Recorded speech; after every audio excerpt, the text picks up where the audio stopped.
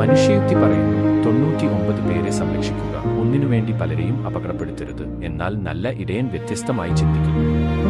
അവൻ 99 പേരെ ഉപേക്ഷിച്ച് നഷ്ടപ്പെട്ട ഒരു ആടിനെ തിരയുന്നു. അവൻ അത് കണ്ടെത്തുമ്പോൾ ഒരിക്കലും അലഞ്ഞുതിരിയാത്ത 99 പേരെക്കാൾ അതിൽ സന്തോഷിക്കുന്നു. ദൈവം നമ്മോട് ഇങ്ങനെയാണ് പെരുമാറുന്നത്. നമ്മുടെ തെറ്റുകൾ എണ്ണുന്ന ഒരു നിർവികാരനായ ന്യായാധിപനുള്ള ദൈവം.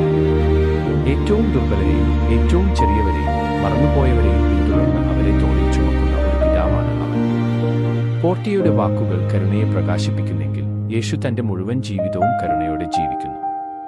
ഈ സന്ദേശം ഇന്ന് നമ്മുടെ ലോകത്തോടും സംസാരിക്കുന്നു. പ്രത്യേകിച്ച് ശക്തമായ ബിസിനസ്സുകൾ കോർപ്പറേറ്റ് കുത്തകളെ പോലെ പ്രവർത്തിക്കുകയും ചെറിയ ആളുകളെ തകർക്കുന്ന തീരുമാനങ്ങൾ എടുക്കുകയും അവരുടെ ശബ്ദങ്ങൾ നിശബ്ദമാക്കുകയും അല്ലെങ്കിൽ ദരിദ്രരെ കഷ്ടപ്പെടുത്തുകയും ചെയ്യുന്ന സാഹചര്യങ്ങളോട്.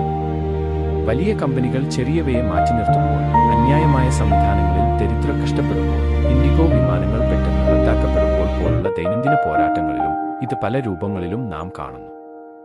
അത്തരം നിമിഷങ്ങളിൽ ഏറ്റവും കൂടുതൽ കഷ്ടപ്പെടുന്നത് സാധാരണക്കാരാണ്. ദരിദ്രർ, തൊഴിലാളികൾ, വിദ്യാർത്ഥികൾ, പരിമിതമായ വരുമാനമുള്ള കുടുംബങ്ങൾ.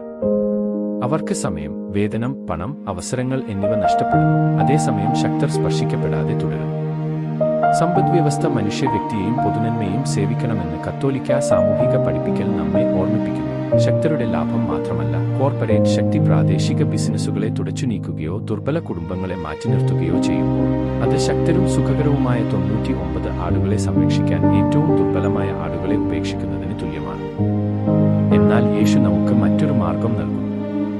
സുവിശേഷത്തിലെ ഇടയൻ എനിക്ക് ഇപ്പോഴും 99 ഉണ്ട്, ഒന്ന് പ്രശ്നമല്ല എന്ന് പറയുന്നില്ല. പകരം അവന്റെ ഹൃദയം പറയുന്നു, അത് എന്റേതാണ്, എനിക്ക് അത് ഉപേക്ഷിക്കാൻ കഴിയില്ല. അതുപോലെ ഓരോ തൊഴിലാളിക്കും, ഓരോ ചെറുകിട ഉൽപ്പാദകനും, ഓരോ യാത്രക്കാരനും, കഷ്ടപ്പെടുന്ന ഓരോ കുടുംബത്തിനും ത്യജിക്കാൻ കഴിയാത്ത ഒരു അന്തസ്സുണ്ടെന്ന് പഠിപ്പിക്കുന്നു. നീതികരുണയാൽ പാകപ്പെടുത്തപ്പെടുമ്പോൾ ഭൗമിക ശക്തി ദൈവത്തിന്റെ ശക്തിയെപ്പോലെയാകുമെന്ന് പോർട്ടിയ നമ്മെ ഓർമ്മിപ്പിക്കുന്നു. അതായത് ഗവൺമെന്റുകൾ, കോടതികൾ, എയർലൈനുകൾ, കോർപ്പറേഷനുകൾ, അധികാരം വഹിക്കുന്ന എല്ലാവരും കരാറുകൾ പാലിക്കാൻ മാത്രമല്ല, ആളുകളെ, പ്രത്യേകിച്ച് ചെറിയവരെ, ശക്തരാൽ തകർക്കപ്പെടുന്നതിൽ നിന്ന് സംരക്ഷിക്കാനും വിളിക്കപ്പെടുന്നു.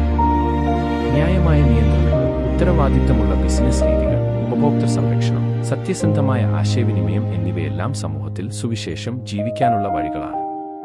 എന്നാൽ ഈ പഠിപ്പിക്കൽ നമ്മുടെ സ്വന്തം ഹൃദയങ്ങളിൽ നിന്നാണ് ആരംഭിക്കേണ്ടത്. ചിലപ്പോൾ നമ്മൾ ചെറിയ ഷൈലോക്കുകളെപ്പോലെയാകും. കുടുംബങ്ങളിലും സൗഹൃദങ്ങളിലും ഇടവകളിലും ജോലിസ്ഥലങ്ങളിലും നമ്മുടെ പൗണ്ട് ഓഫ് ഫ്ലെഷ് ആവശ്യപ്പെടുന്നു.